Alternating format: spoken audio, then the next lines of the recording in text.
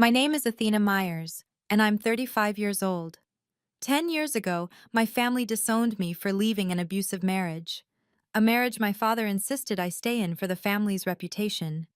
Last month, I returned for his funeral, where my siblings publicly mocked me as a gold digger.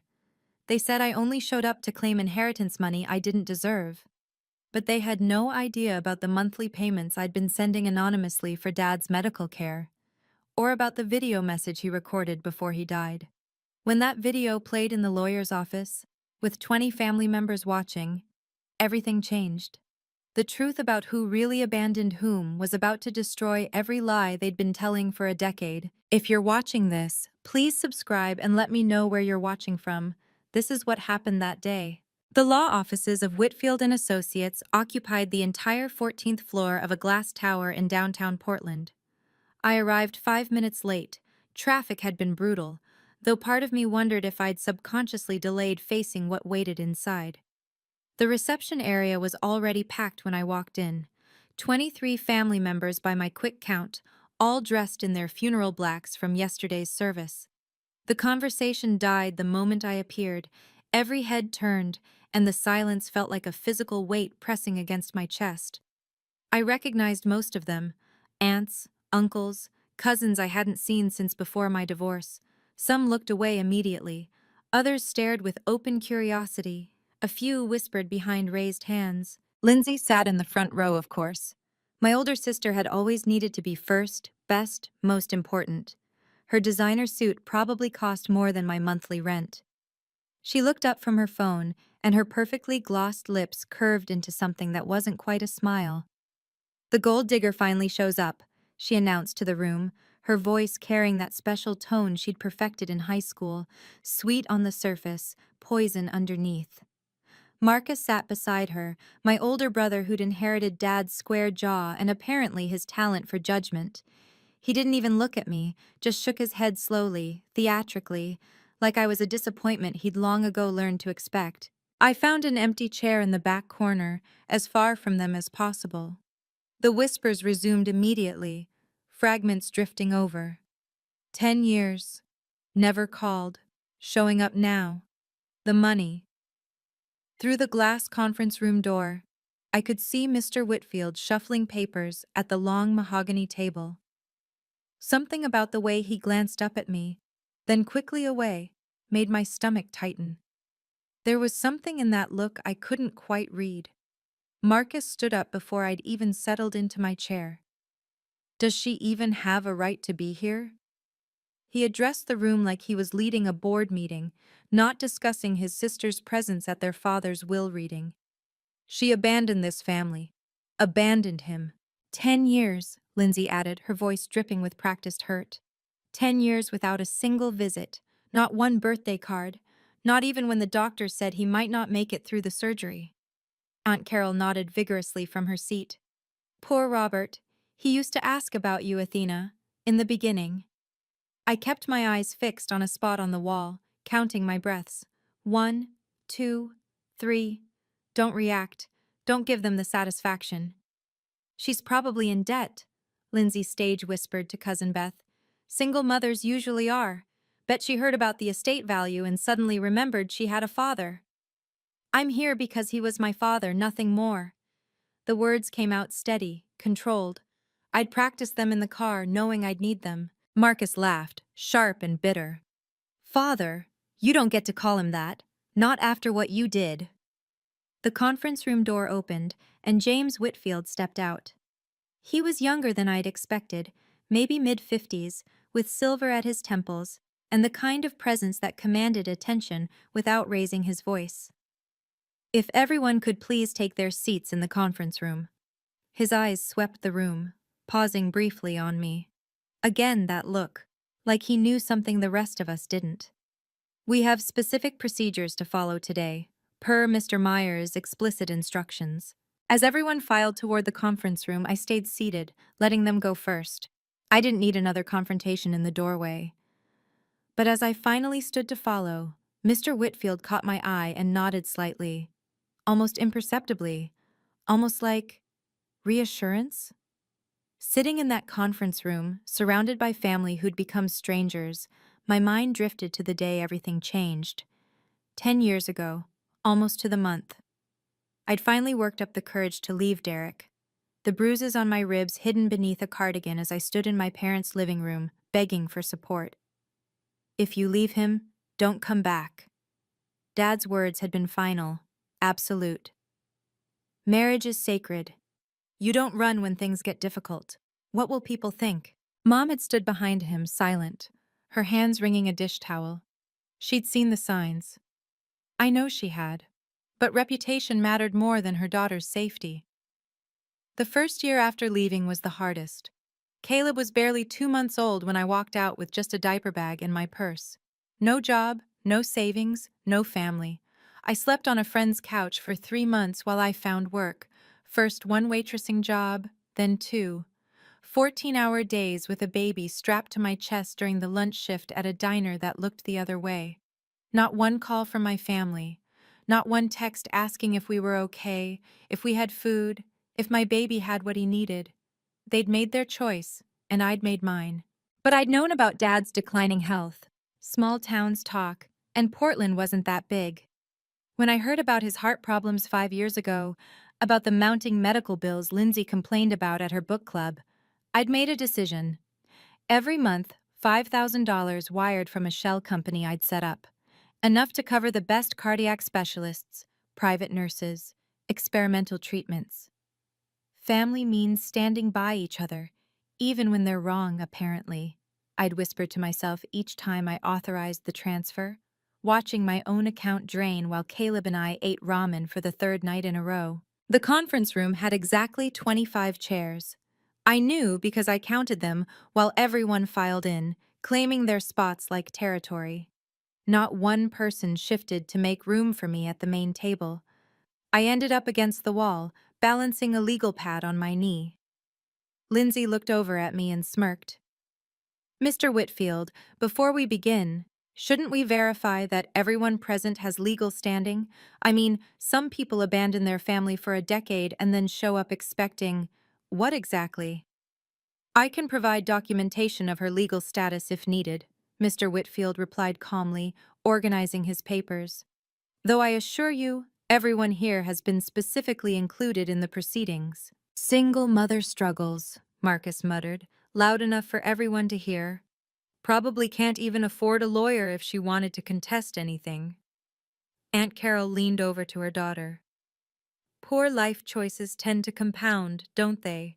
First the divorce, then cutting off family, and now… She gestured vaguely in my direction. I kept my expression neutral, but inside, something shifted. They thought I was nothing, weak, desperate, beaten down by a decade of single motherhood and minimum wage survival.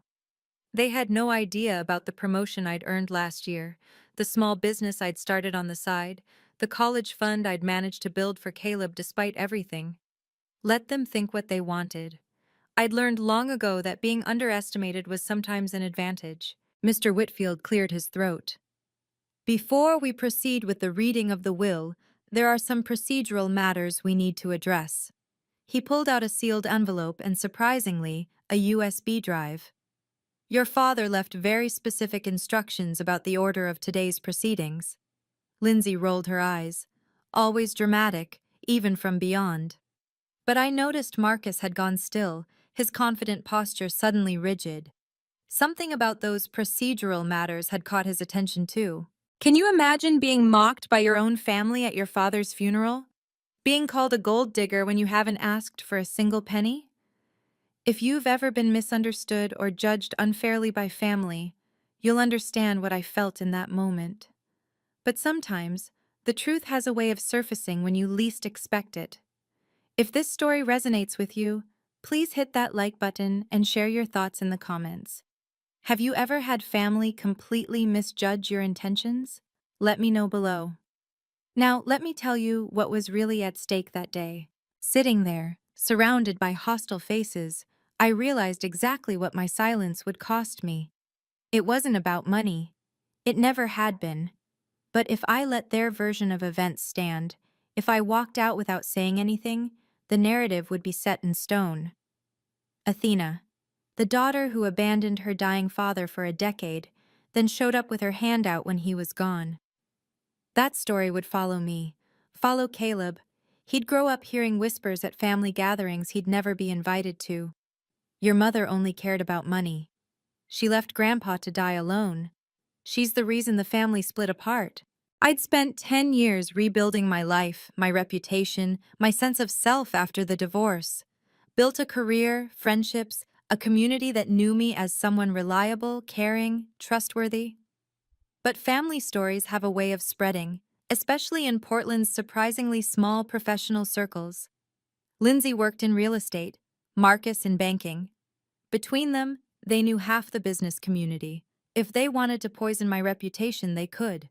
And looking at their faces, I knew they would. But if I defended myself now, if I protested or argued, I'd look exactly like what they claimed. Desperate, grasping, guilty. It was a trap with no good exit. Mr. Whitfield opened his leather portfolio and pulled out several documents. But he also placed that USB drive prominently on the table, right next to an envelope with Dad's handwriting on it. My heart stuttered. I recognized that handwriting, even from across the room. "Before we read the will," Mr. Whitfield said, checking his watch, "there's something else. Something your father insisted must come first." Lindsay crossed her arms. "Just get on with it. Some of us have actual responsibilities to get back to." But Mr. Whitfield was already standing, moving toward the flat screen mounted on the wall. "Before we proceed," Mr. Whitfield said, "you should all understand the scope of what we're discussing today. Mr. Myers's estate is more substantial than you might expect." Lindsay leaned forward, her hostility momentarily replaced by interest. Marcus pulled out his phone, probably opening his calculator app. They thought they knew what was coming. They'd been managing Dad's finances for the last 5 years, after all. Or so they believed. "The primary residence on Laurelhurst is valued at $2.3 million, Whitfield continued. The investment portfolio, as of market close yesterday, stands at $5.7 million. There are also several smaller assets, cars, artwork, a cabin in Bend." Aunt Carol gasped. Cousin Beth's eyes went wide. Even I felt my breath catch. I'd known Dad had done well with his construction business. But this? $8 million total, Marcus said, already doing the math. "Split 2 ways, that's..." "3 ways," Lindsay corrected sharply, glancing at me. "Unfortunately." They'd already decided how to divide it. I could see it in their faces. They'd probably already contacted real estate agents about the house, financial advisors about the portfolio. Lindsay kept talking about renovating her kitchen. Marcus had mentioned a new boat at the funeral. Mr. Whitfield glanced at his watch again. It was such a small gesture, but something about it felt deliberate, like he was timing something specific. "The distribution of assets will be addressed shortly," he said carefully. "But first, as I mentioned, there are your father's specific instructions to follow." He picked up the USB drive, weighing it in his hand like it contained something heavy. "This was recorded 2 months ago in this very room. Your father was quite insistent that it be played before anything else." Lindsay laughed nervously. "Bit dramatic for Dad, isn't it?" But I saw Marcus shift in his seat, that confidence cracking just slightly. Something was coming.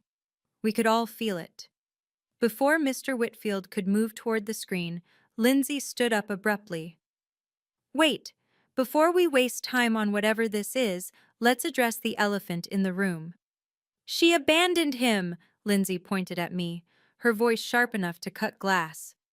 "Never sent a birthday card," Marcus added, standing too. "Not even at Christmas," Aunt Carol chimed in, eager to pile on. "She didn't visit once," Cousin Beth added. "Not once in 10 years. Gold digger," someone muttered from the back. "Check her legal standing," Lindsay demanded, turning to Mr. Whitfield. "She forfeited her rights when she walked away." "Probably needs money," Marcus said. "Single mom, dead-end job." "That's enough." Mr. Whitfield's voice cut through the chaos like a blade. He didn't raise it, didn't shout, but something in his tone made everyone freeze. "We proceed as instructed. Anyone who cannot maintain appropriate decorum will be asked to leave and, according to your father's will, forfeits their inheritance." The room went silent. Lindsay slowly sat down, her face flushed. Marcus remained standing for a moment longer, trying to maintain some dignity, before taking his seat. I hadn't moved, hadn't spoken. My hands were folded in my lap, my breathing steady. I'd learned long ago that sometimes the most powerful response is no response at all. Mr. Whitfield walked to the screen and inserted the USB into the laptop connected to it. Your father was very particular about this process. He left detailed instructions, witnessed and notarized. He pulled out the sealed envelope, holding it up for everyone to see. This contains amendments to his will, to be opened only after you've seen what he recorded. The screen flickered to life. And there he was. Dad. Thinner than I remembered, frailer, but his eyes were clear and focused. My throat tightened. It was the first time I'd seen his face in 10 years. Everyone will remain seated and silent during this video, Mr. Whitfield announced, his tone leaving no room for argument. These are your father's explicit wishes, documented and legally binding. Any interruption, any outburst, will result in immediate removal from these proceedings. Lindsay opened her mouth to protest, but Mr. Whitfield raised his hand. Mrs. Patterson, that includes you, especially you. The formal use of her married name made Lindsay flinch. She wasn't used to being put in her place, especially not in front of family. Your father spent considerable time preparing this message, Whitfield continued. He wanted to ensure everything was done correctly, legally, and most importantly, fairly. He emphasized the last word, his eyes sweeping the room. He was very particular about the process, very particular about the order. Everything that happens today has been carefully orchestrated according to his final wishes. Marcus shifted uncomfortably. This is ridiculous. We don't need some dramatic... Mr. Myers, Whitfield interrupted, would you prefer to forfeit your inheritance now, or would you like to honor your father's last request? The threat landed. Marcus's mouth snapped shut. $8 million was enough to buy anyone's silence, at least temporarily. I noticed several family members pulling out their phones, probably hoping to record whatever was coming. Mr. Whitfield noticed too. Recording devices away, please. This is privileged information. Anyone who violates this directive will face legal action. He waited while phones disappeared into pockets and purses. There's a reason for everything that's about to happen. Your father thought long and hard about this moment, about what needed to be said and who needed to hear it. He moved back to the laptop, his finger hovering over the play button. Some of you may find this difficult to hear, but truth often is. The room held its breath. Even I found myself leaning forward slightly, my heart hammering against my ribs. Mr. Whitfield connected the USB drive to his laptop with deliberate precision, each movement measured and purposeful. The click of the connection seemed to echo in the silent room. He pulled up a video file labeled simply, "For my family, Robert Myers, Final Testament." This was recorded 2 months ago, he explained, adjusting the screen so everyone could see clearly. August 15th to be exact, Mr. Myers requested 2 witnesses be present during the recording, myself and Dr. Patricia Hernandez, his physician, to verify his mental capacity. Lindsay let out a nervous laugh. Bit dramatic, don't you think? All this ceremony for what? A thank you speech to his real family? But her voice wavered.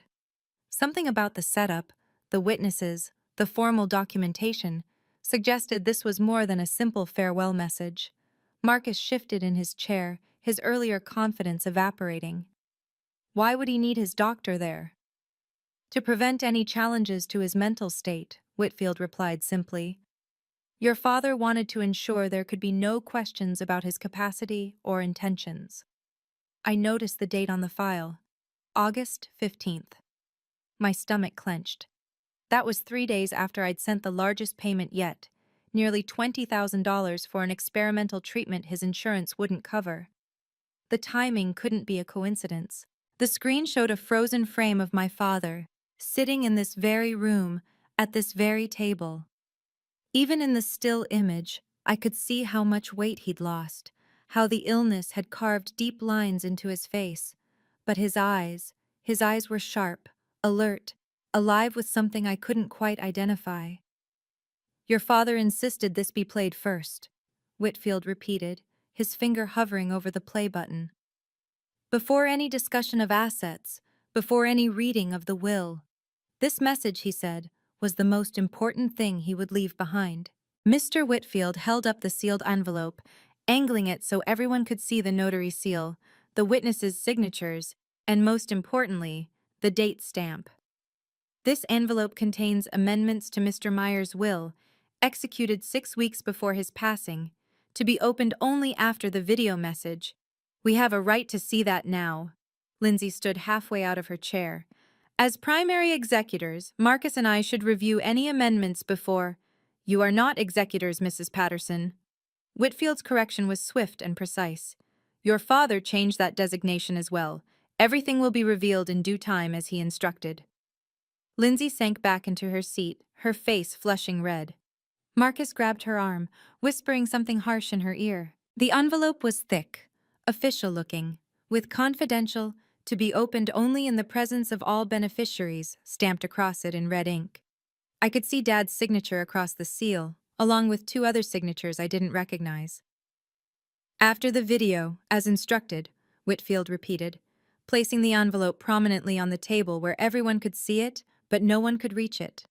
Several family members had their phones out again, despite the earlier warning. Cousin Tom was definitely recording, trying to be subtle about it. Whitfield either didn't notice or chose not to address it yet. The date on the envelope caught my eye again. 6 weeks ago. That was right after I'd set up the private nursing service, the one that cost $8,000 a month but provided round-the-clock care. The one I'd paid for by selling my car and taking on freelance work every weekend. Had someone told him? Had he somehow found out? Everything will make sense soon, Whitfield said, his finger finally pressing play. Your father made sure of that. The screen came to life, and my father began to speak. But before Dad could say more than, "If you're watching this," Lindsay shot to her feet, her control finally snapping completely. "Stop! Just stop!" She whirled on me, her perfectly manicured finger pointing like a weapon. "She doesn't deserve to be here. She doesn't deserve a penny." The room erupted. Mr. Whitfield reached for the pause button, but Lindsay was already in full performance mode, playing to her audience of sympathetic relatives. "I sat by his bedside for months." Her voice cracked with practiced emotion. "Every single night when he was in the ICU. Where were you, Athena?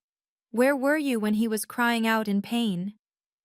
"The medical bills," Marcus added, standing beside his sister in solidarity.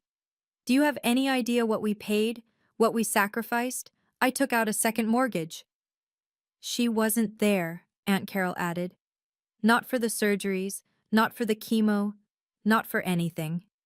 "Probably off with another deadbeat boyfriend," someone muttered. Cousin Tom had his phone up openly now, recording everything. The family drama he'd capture would fuel gossip for years. Lindsay stepped closer to me, her voice dropping to a venomous whisper that still carried across the room. "Where were you when he needed you? When he called out for his baby girl in his delirium? You broke his heart, and now you want his money?" Every eye in the room was on me. 23 faces filled with judgment, disgust, and righteous anger. They'd already tried and convicted me in the court of family opinion. I remained seated, my hands folded, my expression neutral. Inside, my heart was shattering all over again, but I wouldn't give them the satisfaction of seeing it. The screen behind Lindsay was still frozen on Dad's face. And then, without warning, Whitfield hit play. Dad's voice filled the room. "First, I need to apologize to Athena." The room went absolutely still. Lindsay stood frozen mid-gesture, her fingers still pointed at me. Marcus's mouth fell open. Every head swiveled from me to the screen, where Dad sat in his final weeks, thin but clear-eyed, his voice steady despite his frailty. "If you're watching this, I'm gone," he continued, "and there are things you need to know, things I should have said years ago but was too proud, too stubborn, too wrong to admit." Lindsay's arm slowly lowered. She turned toward the screen, her face shifting from rage to confusion. What is this? I failed as a father, Dad said, his image filling the wall-mounted screen. And I need you all to know exactly how. Marcus tried to recover his composure, forcing a confident nod. He's probably thanking us for taking care of him, finally acknowledging who his real family was. But something in Dad's tone, in the deliberate way he'd set this up, suggested otherwise. I could feel the shift in the room's energy, like the moment before lightning strikes. My eyes filled with tears. I couldn't help it. This was the first time I'd seen my father's face in 10 years. Even through the video, even knowing he was gone, seeing him made my chest ache with a grief I'd been holding back since I'd heard he'd died. Athena, Dad said, looking directly into the camera as if he could see me through time and space. My daughter, my baby girl, I failed you in the worst way a father can fail, and I need everyone in this room to know the truth about why you left, what you've done since, and why I'm the one who should be begging for forgiveness, not you.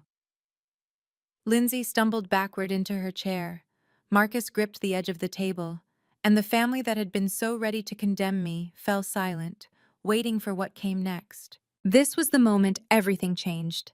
20 pairs of eyes turned from the screen to stare at me. My siblings' confident smiles began to falter. Sometimes the truth comes from the most unexpected places, even from beyond the grave. If you've ever had a moment where the tables completely turned on those who wronged you, you know this feeling. Please subscribe if you haven't already, and ring the notification bell so you don't miss what happens next. The revelation that's coming will change everything you thought you knew about family loyalty. Now, let me share what my father revealed in that video. Dad's face on the screen looked directly at the camera, at us, at me. His voice was steady, but I could see the effort each word cost him. I failed Athena when she needed me most, he said. 10 years ago, she came to me for help. She was leaving an abusive marriage. Derek had been hurting her, physically, emotionally, systematically breaking her down. She came to me with bruises on her ribs and fear in her eyes, holding her baby boy, begging for support. Gasps rippled through the room. Aunt Carol's hand flew to her mouth. Even Marcus looked stunned. And what did I do? Dad's voice cracked. I chose reputation over my daughter's safety. I told her that marriage was sacred, that she needed to try harder, that divorce would bring shame on our family. I told her if she left him, she shouldn't come back. Lindsay's face had gone pale. She slowly sank into her chair, her earlier righteousness evaporating. I was wrong, so terribly wrong. Dad paused, collecting himself. She was brave enough to leave anyway, to protect herself and her son. She chose survival over family approval, and I punished her for it. The room was so quiet I could hear the air conditioning humming. Several relatives were crying quietly. Cousin Tom had lowered his phone, no longer recording. I was a coward, Dad continued, his eyes glistening with unshed tears. I let pride and the fear of gossip override my duty as a father. While Lindsay and Marcus visited me for show, taking photos for social media, planning what they'd do with their inheritance, Athena. He paused, looking directly into the camera. But Athena never abandoned me despite what I did to her. What I'm about to reveal will shock you. For 8 years, Dad's voice filled the silent room. Someone has been paying my medical bills. Anonymous monthly transfers of $5,000, sometimes more when special treatments were needed. Lindsay's head snapped toward Marcus, confusion clear on her face. He shook his head, equally bewildered. Private nurses when Medicare wouldn't cover them. Experimental treatments insurance denied. The best cardiac specialists in Oregon. All paid for by mysterious wire transfers that started arriving exactly 1 month after my first heart attack. Dad paused, and Mr. Whitfield clicked something on his laptop. The screen split, showing bank records alongside Dad's video.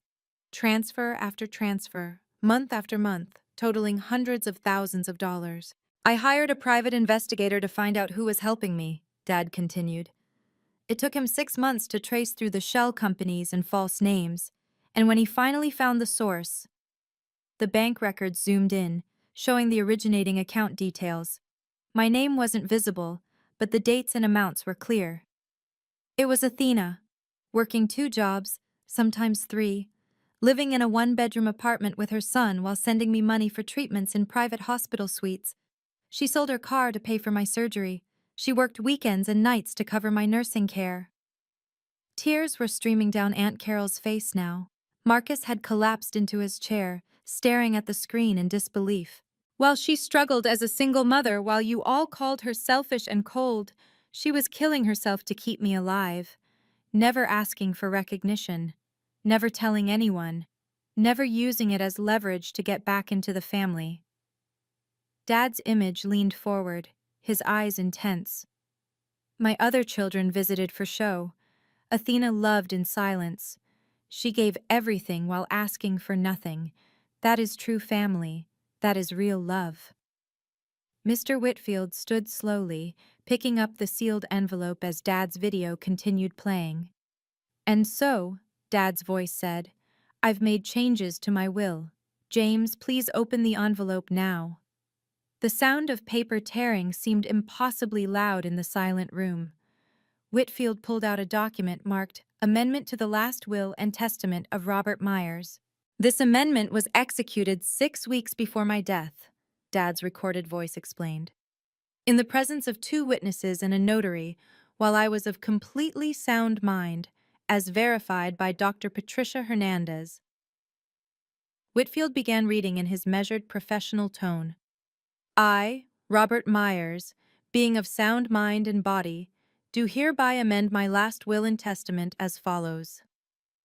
Lindsay gripped Marcus's arm so tight her knuckles went white. I leave 80% of my estate, including the family home on Laurelhurst and the bulk of my investment portfolio, to my daughter Athena Myers and her son, Caleb Myers. The room erupted. Lindsay let out a strangled cry. Marcus slammed his fist on the table. Several relatives gasped or exclaimed in shock. Whitfield continued reading, raising his voice above the chaos. To Lindsay Patterson and Marcus Myers, I leave $50,000 each, along with my complete collection of family photographs and personal mementos. This can't be legal, Marcus shouted. Dad's voice cut through from the video. I know some of you will be angry, but I'm giving the most to the one who gave the most when she had the least. Athena saved my life, literally and financially, while expecting nothing in return. This is my attempt to right a terrible wrong. The screen showed one final image, a bank statement showing the total of Athena's contributions over 8 years, $537,000. To the child who gave without taking, Dad's voice concluded. This is the least I can do. This is ironclad, Mr. Whitfield stated firmly, setting down the amendment. Your father took every precaution to ensure this could not be contested. 2 separate physicians confirmed his mental capacity. The video provides additional evidence of his intentions. Everything has been properly witnessed, notarized, and filed with the court. We'll sue, Lindsay screamed, jumping to her feet. This isn't fair. We were here. We took care of him. You're welcome to try, Whitfield replied calmly. However, page 3, Section 2 clearly states that any beneficiary who contests this will forfeit their inheritance entirely. You would lose even the $50,000. Marcus pulled out his phone, frantically typing. I'm calling our lawyer right now. This is undue influence. She manipulated him. With anonymous payments he didn't know about until he hired an investigator? Whitfield interrupted. That would be quite a feat of manipulation. He pulled out another folder. I also have here precedent cases, all ruled in favor of similar amendments. Your father consulted with 3 separate estate attorneys to ensure this would stand up to any challenge. Lindsay turned on me, her face twisted with rage. You planned this. You knew. I stood slowly, my legs shaky. For the first time since entering this room, I had everyone's complete attention. But now, instead of contempt, I saw shock, shame, and in some faces, a dawning respect. The estate will be distributed as specified, Whitfield continued. The house transfers immediately. The financial assets will be available within 30 days, pending standard probate procedures. He looked directly at Lindsay and Marcus. Your father was very clear about his wishes, very clear about his reasoning, and very clear about the consequences of challenging them. The room felt smaller suddenly, the air thick with the weight of reversed fortunes and revealed truths. I stood there, tears streaming down my face, looking at my siblings, who suddenly seemed so much smaller than they had an hour ago. The room waited for me to speak, to gloat, to claim my vindication. But that wasn't who I was. It never had been. I never wanted his money, I said quietly, my voice steady despite the tears. I sent those payments because he was my father. Despite everything, despite the pain and rejection, I loved him. Lindsay's face crumpled. Marcus looked away. Every month when I sent that money, I told myself I was doing it for Caleb, so he could know his grandfather was cared for, even if they never met. I did it because that's what family does. You help, even when it hurts. I turned to face my siblings directly. You can have the money, all of it. I don't want it. Gasps echoed through the room. Even Mr. Whitfield looked surprised. But I'm keeping the house, I continued, my voice growing stronger. Not for me, but for Caleb. He deserves to know where his grandfather lived, to have that connection to his history. He deserves to walk through those rooms and know that despite our broken relationship, there was love there. I paused, looking Lindsay and Marcus directly in the eyes. And you're not welcome there. Either of you. You spent 10 years telling everyone I abandoned this family, while you abandoned basic human decency. The boundary was clear, firm, professional.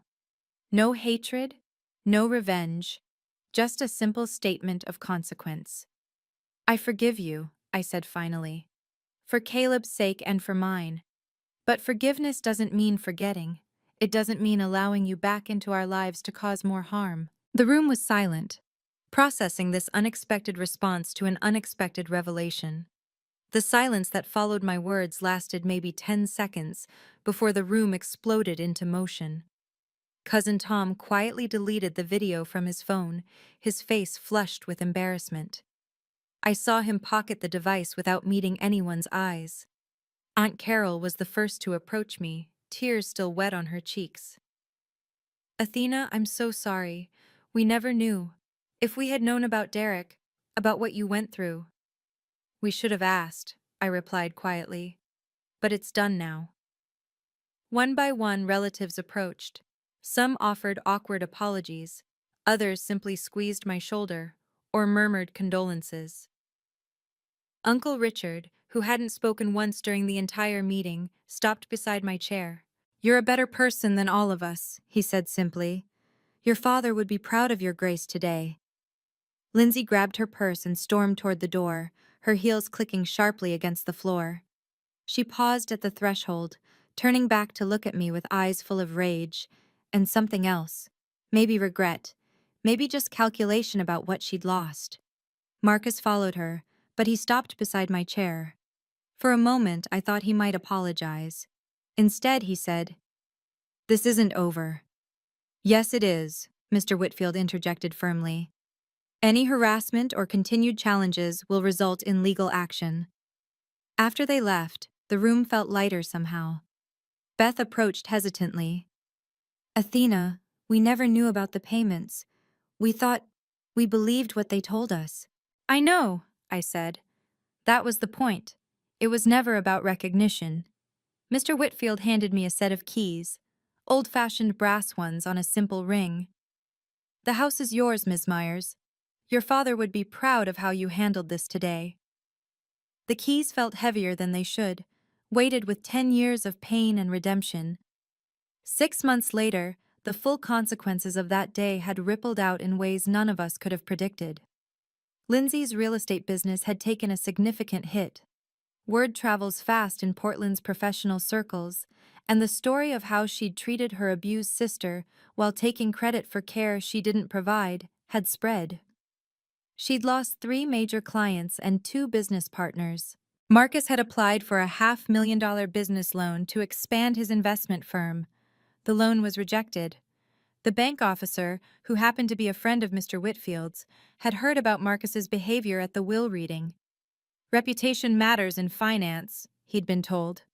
Meanwhile, I'd renovated Dad's house, our house now, turning it into a real home for the first time in years. Caleb had chosen his grandfather's old study as his bedroom, surrounding himself with the books and photos Dad had left behind. He was thriving at his new school, finally stable after years of apartment hopping. I'd started hosting monthly dinners for the family members who'd apologized and shown genuine remorse. Aunt Carol came regularly, bringing her famous lasagna and stories about Dad I'd never heard. Uncle Richard helped with house repairs, teaching Caleb woodworking in the garage where Dad had once built furniture. The biggest irony came 3 months after the will reading. I used part of the inheritance to create a scholarship fund in Dad's name for women leaving abusive relationships.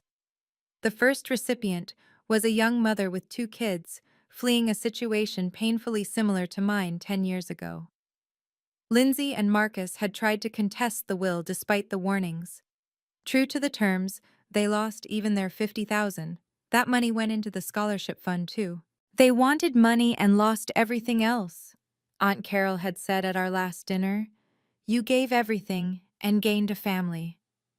The restraining order became necessary after Lindsay showed up at Caleb's school, trying to convince him I'd stolen his inheritance.